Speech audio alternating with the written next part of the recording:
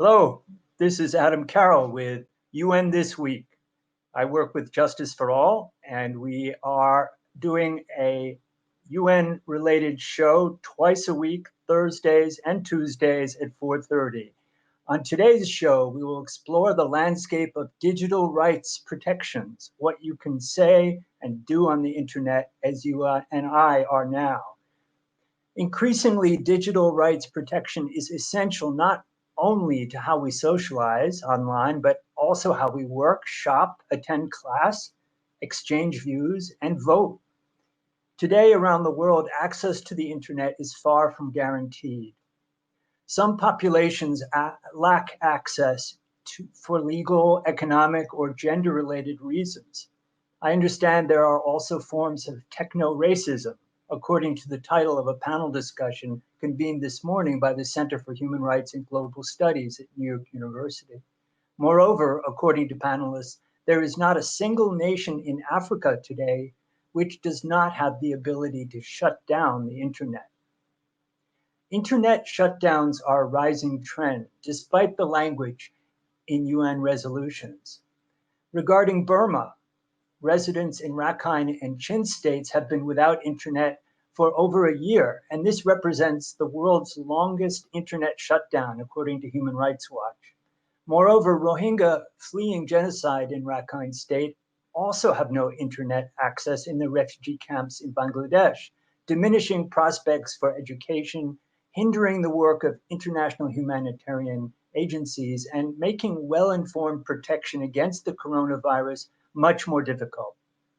Last year, India's government imposed internet shutdowns in Kashmir, and many restrictions and conditions remain.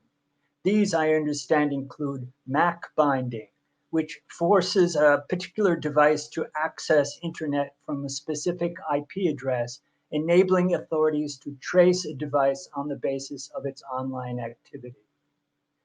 At the United Nations, what are member states doing to protect and perhaps also endanger online freedoms? In June of this year, United Nations Secretary General Antonio Guterres presented the Roadmap for Digital Cooperation, the result of a multi-year, multi-stakeholder global effort to address a range of issues related to the internet, artificial intelligence, and other digital technologies. This follows several iterations of an internet resolution in the Human Rights Council, as well as other relevant resolutions in the UN General Assembly. But while required to support the UN Charter, some member states have been working hard to weaken rights protections and to strengthen state control of internet platforms.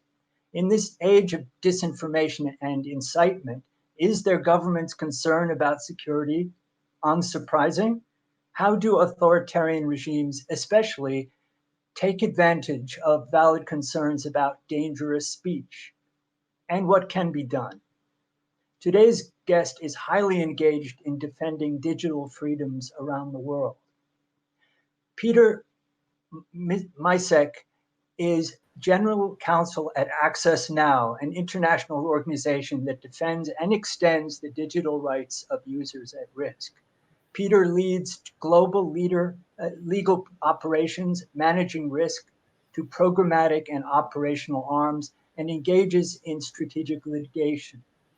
As UN policy manager, Peter also contributes to the Access Now monitoring and advocacy campaigns on malicious spyware, internet shutdowns, and digital identity programs.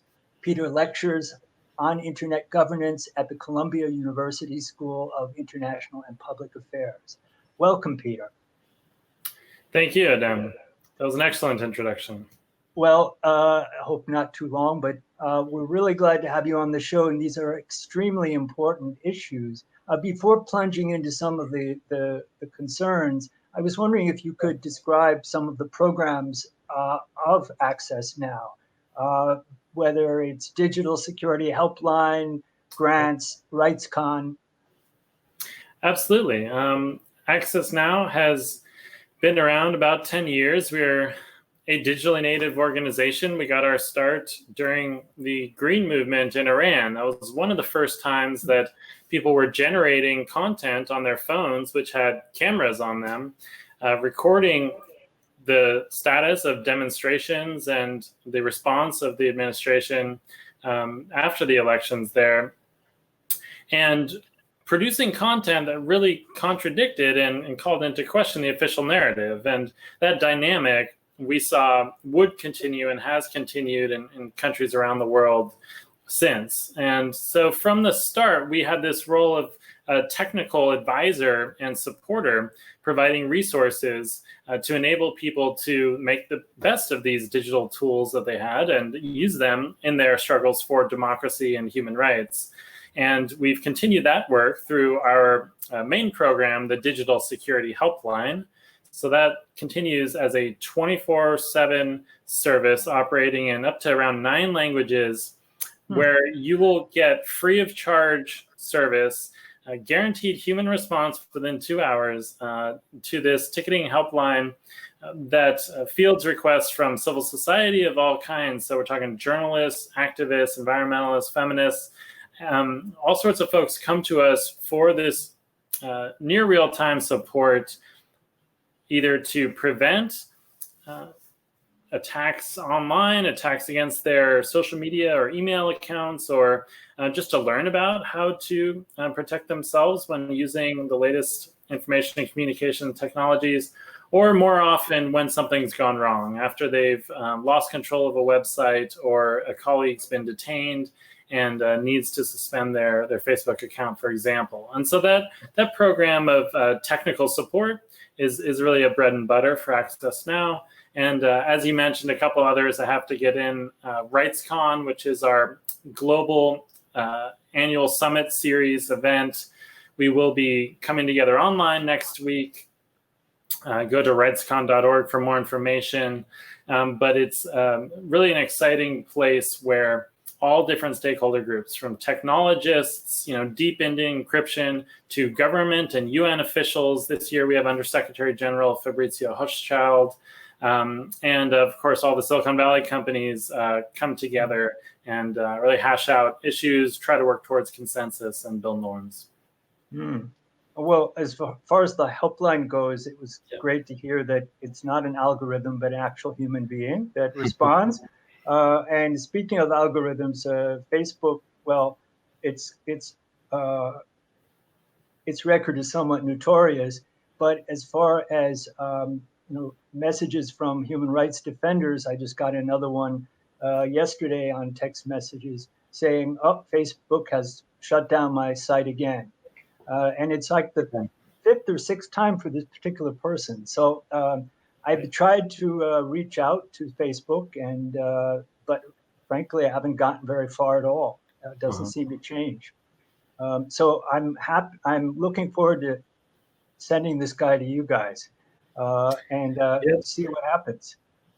Yeah, I mean, that's the kind of unfortunate service that we have to provide, is to help fill those gaps where someone we trust, someone that really tries to get our business, tries to get us to use their platform like Facebook, really is unable or unwilling to extend that access to remedy when things go wrong, or has not done the due diligence it needs to really understand who are the true threats to our communities versus who are those who are just triggering algorithms because we haven't trained them well enough and we haven't invested in the proper handling of this material. So that's absolutely what our digital security helpline, that's the sort of support we provide. If you write to help@accessnow.org. I just do want to emphasize, though, that this is a stopgap, and it's civil society kind of rising to meet its own needs. But we're really at the mercy and definitely trying to fill the gaps that were created by these much more powerful entities. Well, getting to some of that, I spoke about Burma and Kashmir in the intro, right. But I understand that it's a global trend. Ethiopia, maybe Kenya. wonder if you could speak to some of the other internet shutdowns that have been taking place. Sure. So, we've talked about the harms that can come to people, sometimes at the hands of the platforms. But to take a step back, everyone has the right to access the internet and, gain affordable, open, secure, free, and universal access to the internet and to information and communications technologies. This is our human right to access and make use of these wonderful tools in order to advance human rights, in order to advance our economic, social, and cultural rights and interests, and those of our communities. So it's right that Sustainable Development Goal 9C does identify that everyone, including those in least developed countries, should have internet access by 2020. And as you said in the opening, we are far from that goal. Around 4 billion people still remain offline. And those who are online often suffer unaffordable, insecure, and restricted access. One of the most acute and obvious ways that people are restricted and their rights to engage online are interfered with is through internet shutdowns, actual intentional disruptions of connectivity, either to applications or services or entire networks, as we are seeing, for example, in Myanmar, in Ethiopia, in Kashmir. And these are disproportionate, by default, acts that are, we would say, unnecessary to combat the harms, the evils that they're meant to counteract, and clearly disproportionate, and often not allowed under law, and certainly not implemented in the proper procedure. So we are challenging these in court, and I'm happy to say that we have seen several victories over the last few years. But that is the exception. The rule is still that these internet shutdowns are continuing. We counted 219 events in the year 2019, and that is up from the previous few years. It continues to rise. The number of internet shutdowns across the world. And this year, or rather last year, in the report that came out earlier in 2020, we identified that these shutdowns were becoming more targeted, often targeting vulnerable communities, including Rohingya, including refugee and displaced communities. They're more targeted and they're lasting longer. And that's what we've seen in Kashmir and Myanmar. It's really total bans that last for months or even years at a time. Well, you mentioned taking governments to court. Do you mean court, local courts? Do you mean international courts? Right. So, ideally, justice would be served locally, and I am happy to say that we've counted an increasing number of lawsuits against the governments that shut down the internet. These have been successful in some fairly unlikely places. So we saw, at least on paper, a successful lawsuit in Sudan after the shutdown that began in June 2019. We saw earlier this year, Indonesia's West Jakarta administrative courts did strike down the shutdown there as unlawful. And just recently, the regional court, rather, of West Africa, the Economic Community of West African States, found that Togo unlawfully shut down the internet in 2017. So these are sometimes state and provincial courts, sometimes national courts, and even now regional international courts that have found in the right. Is there a right? Well, you've mentioned that the SDGs, the Sustainable Development Goals, includes the right to internet access. Of course, it's not mentioned as such in the UN Charter, but where does it say in international law that nations must provide access? Thank you. And to clarify, the Sustainable Development Goals do not establish any new human rights. In fact, they're quite devoid of language on human rights. What they do say, though, is that it's a target that anyone who adheres to these goals, and most nations have, it's a target to bring everyone online by 2020. The sources of rights are and remain the International Bill of Rights, the foundational documents, the instruments like the Universal Declaration of Human Rights, the International Covenant on Civil and Political Rights, and the regional instruments. And all of those documents do protect the right of freedom of expression and of opinion, as well as of peaceful assembly and association, the subject of a new paper that we have coming out.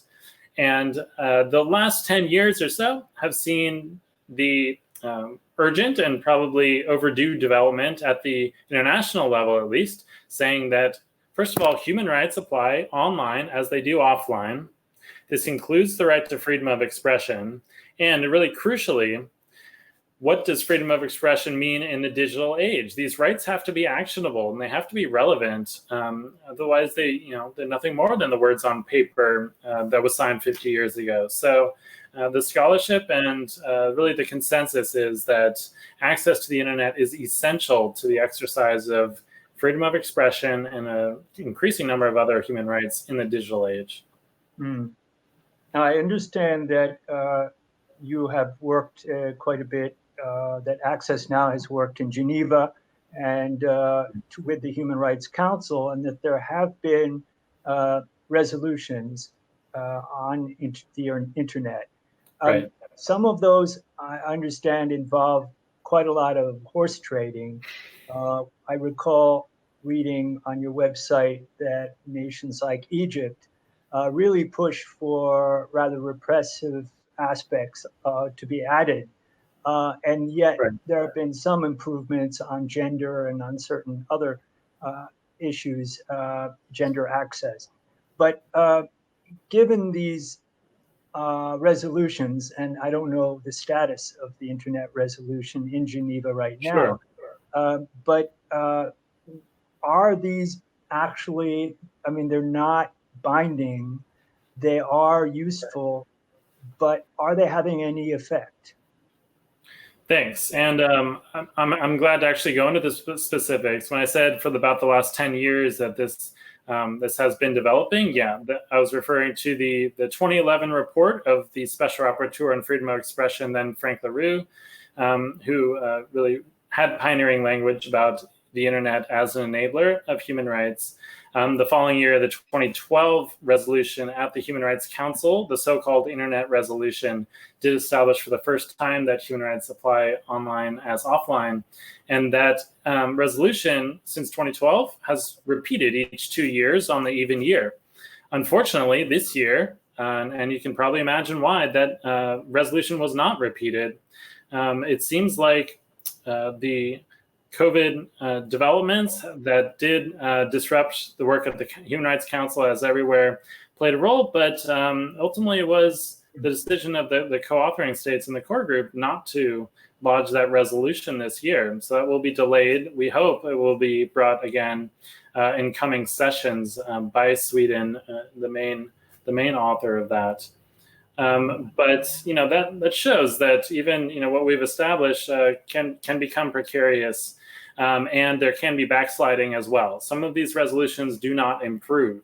They actually get taken over by those states who would rather use the Human Rights Council as a mechanism to reinforce their sovereignty, to put civil society and other stakeholders in narrowly defined boxes and assert the primacy of law enforcement in states. And we saw that in the protest resolution that was just argued at the Human Rights Council. It did pass by consensus, but only after amendments were added to, in a way, put protesters under the thumb a little bit more of law enforcement.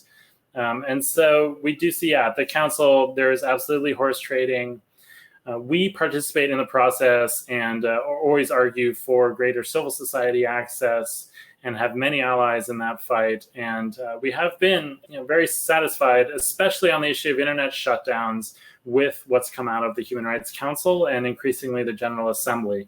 Multiple resolutions are calling these out as human rights violations that impact journalists and their safety, that impact women, that impact marginalized communities, and that impact the right to peaceful protest, among other rights. But to get to your question, I think that shows right there. As I said, the trend of internet shutdowns continues to increase, despite the increasing calls at the Human Rights Council and the General Assembly against this practice. This practice is being vilified, and those undertaking internet shutdowns are hopefully being isolated, but so far these have not produced results on the ground. Yeah, I guess there's something called the Freedom Online Coalition with Canada, Germany, and the Netherlands, as one might not be surprised to learn. I don't know what other governments, hopefully non-Western, are part of that coalition. So there are champions for freedom of speech, certainly at the United Nations, and then there are opponents. So I'm wondering about this ongoing conversation or struggle. Also, another aspect is not only privacy and freedom and access, but the whole idea of surveillance and state control. And I guess that you have written in the past about the post 9/11 surveillance. I think you wrote a book that had to do with knocking on a door. What is that called? If you could refresh my memory. Sure. So I did work on surveillance in law school. I did release a law review article on surveillance of public assistance recipients, and that was one of the first times that I got involved. But following the Snowden revelations, Access Now, my organization, and most of our digital rights partners did absolutely engage much more deeply in favor of the right to privacy, in favor of the right to data protection, and in support of surveillance reform. And I think that's really important part of the story of protection of freedom of expression online at the UN is the aftermath of the 2013 Snowden revelations, because this Freedom Online Coalition that the US and the Dutch and UK and others helped to initiate and promote really brought on a lot of skepticism once it was revealed that many of those governments in the Five Eyes intelligence sharing network were using the internet in ways to spy on world leaders in order to suck up the data of all ordinary users and violate the fundamental human right to privacy of everyone. And so that did rightfully chip away at the legitimacy of that group. Certainly for us doesn't take away from the need to protect freedom of expression online. Much the opposite. It showed that this right is under attack not only by direct censorship like internet shutdowns, but also by state surveillance that has chilling effects. And so that is a key part of this story, and that continues. And we unfortunately haven't seen enough reform of the U.S. surveillance state. The US-EU Privacy Shield data sharing agreement was just struck down in EU courts, again, rightfully, because the US is not engaged in serious surveillance reform. And so that did change up some of the dynamics at the United Nations. It's unfortunate to have to say, though, that pretty much every nation state does probably engage in unlawful surveillance to the extent that it can. And in the digital age, it's really the golden age of surveillance. So it just shows how courageous people are who actually do decide to speak up for their communities online. I was wondering, and I've been wondering this question for a while, if there are any international laws or agreements that are designed to prevent not just cyber war, but malicious infiltration online, for example, election tampering, all of the stuff that we hear about. And it's not only Russia. So are there international laws that at least make all this stuff illegal? Right. That is a great question, and I'm fairly certain in saying that there is not a clear answer to that. That international law does apply in cyberspace. That has more or less been agreed, including by the group of governmental experts. This is a body that informed the first committee of the UN General Assembly.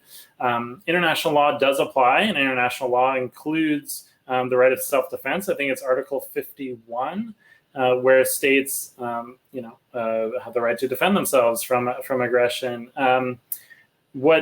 So to be clear, I think what the question is how this right of states, or this privilege of states applies in the digital age. What constitutes that sort of armed conflict-like interference in a state's affairs, such that it triggers this legitimate right of self-defense.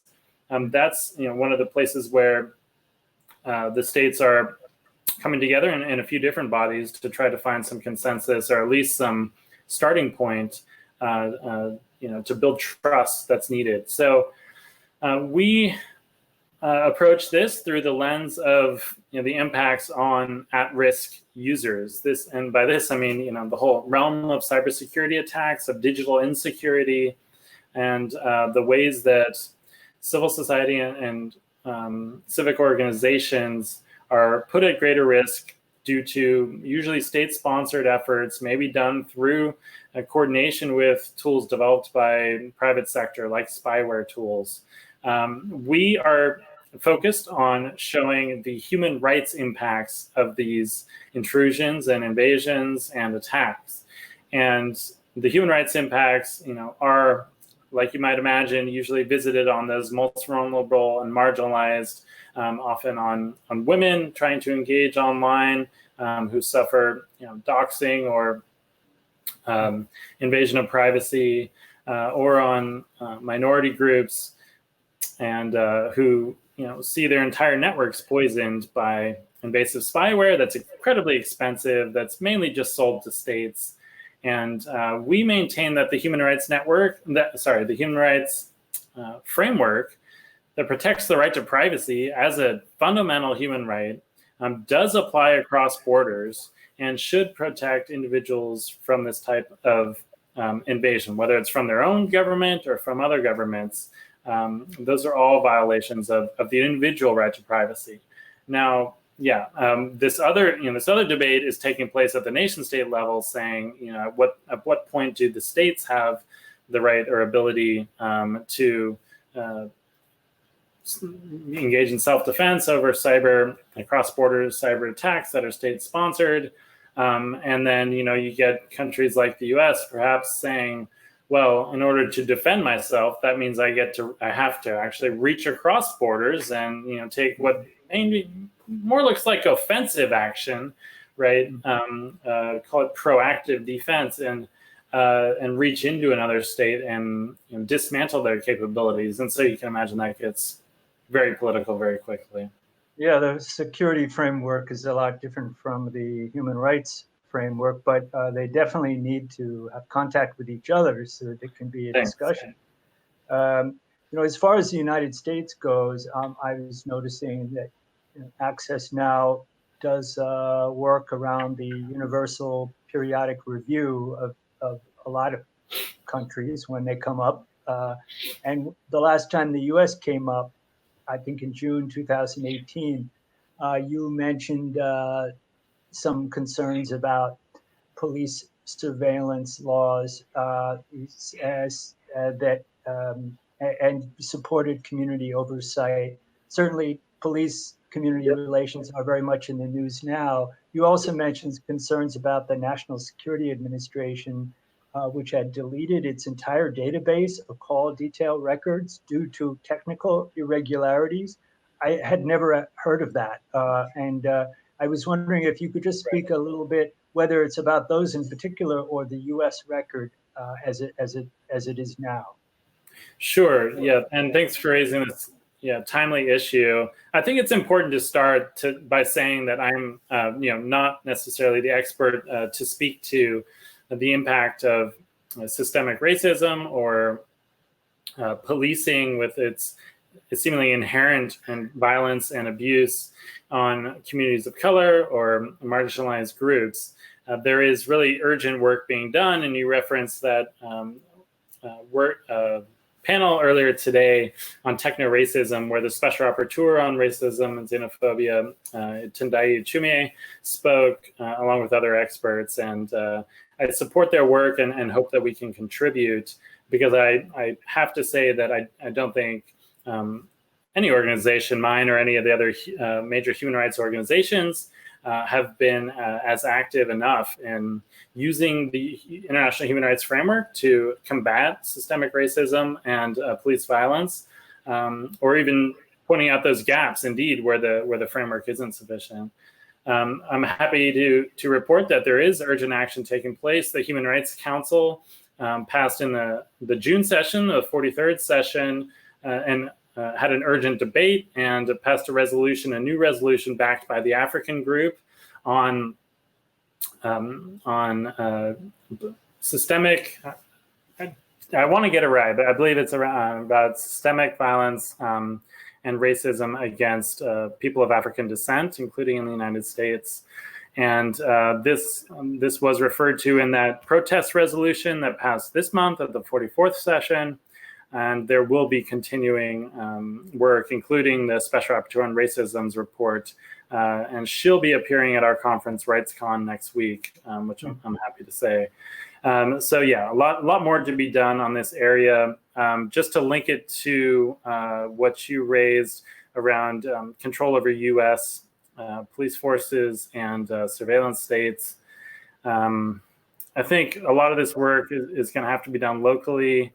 The United Nations, has worked to develop guidance on the right to privacy in the digital age, with little help from the U.S. and its allies. The U.S. has really resisted a lot of this, but the urgent work that's being done on the streets and in municipalities, with a huge boost from the protest, is continuing, and that's being heard at the international level. We're going to do a real short station break. We do at this point. This is Adam Carroll at Justice for All. Please visit our website for more information. And thank you. Okay, very short.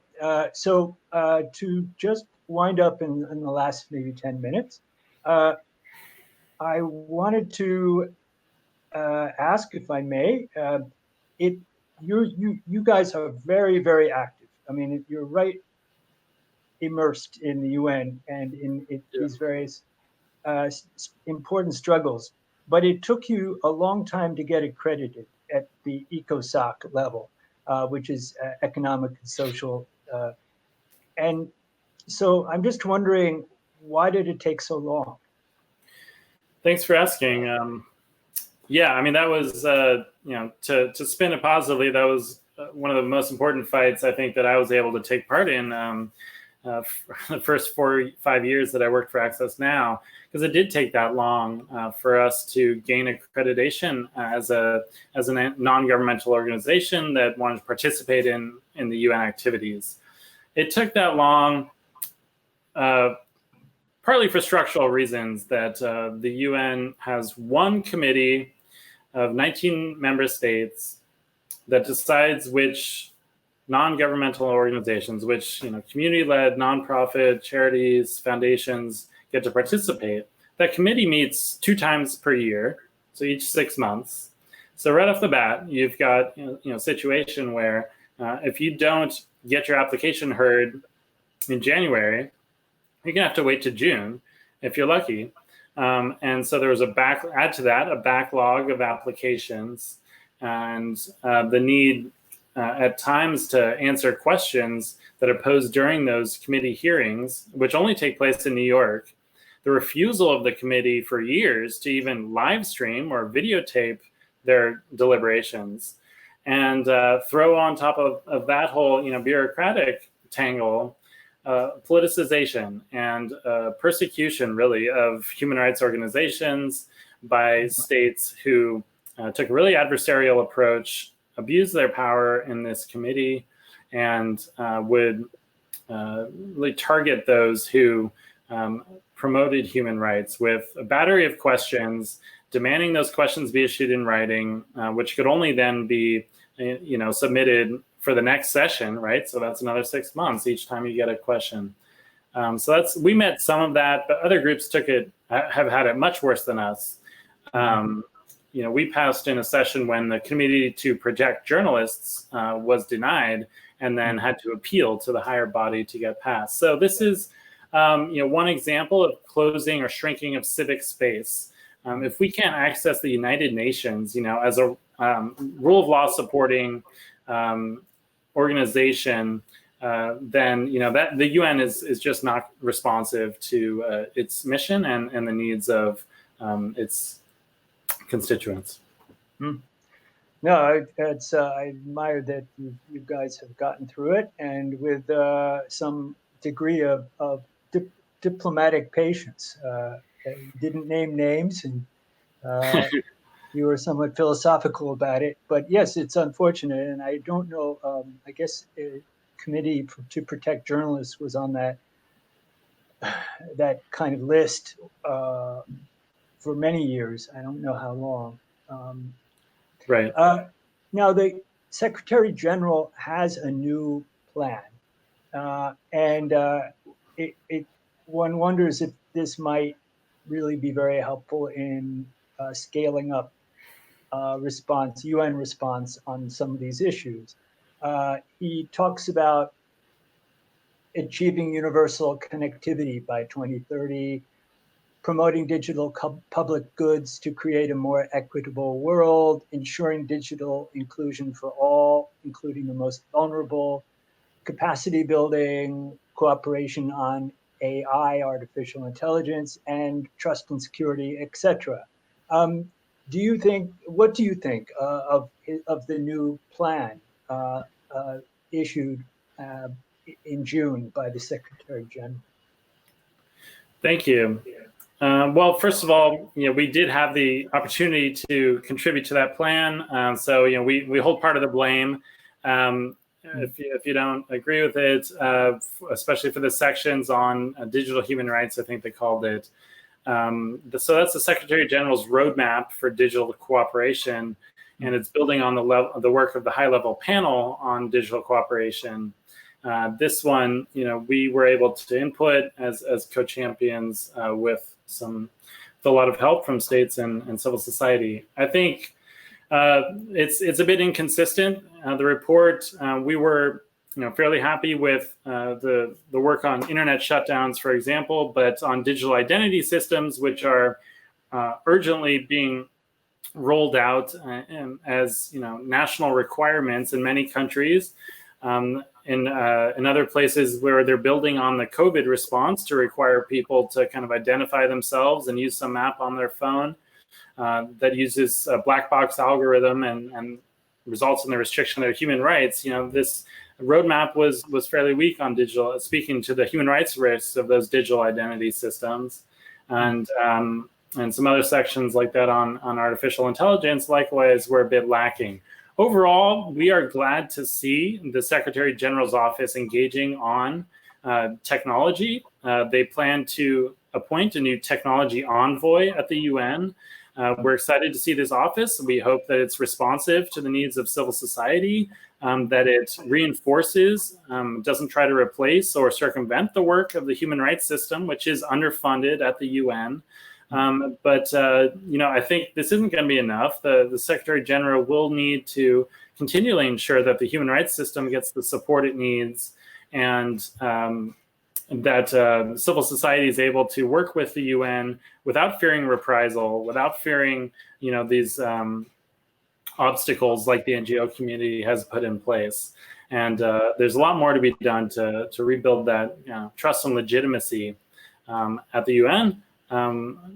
We've seen some fairly positive signs, and I think the COVID response is going to say a lot as well.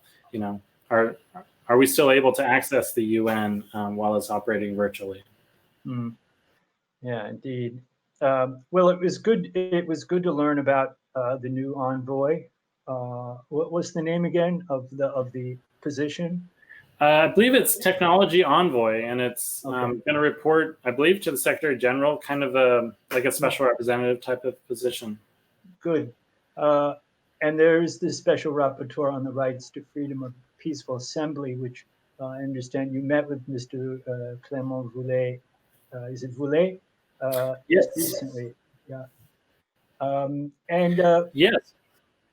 It, your website has a lot of interesting conversations and press releases. One came out today saying in the U.S. the FCC should help indigenous communities access broadband. Then you have one from yesterday about why ID digital health certificates are not immune from violating users' rights. You also have something from earlier this week about the EU Court of Justice, as you mentioned, found against the EU-US Privacy Shield. So there's a lot of very interesting conversations about digital security, and I urge people to visit the site. I wondered if you might want to just say something about the new report that's coming out next week. Thank you. We are working very closely with the Special Rapporteur on the freedoms of peaceful assembly and association, Clément Voulet, as you said.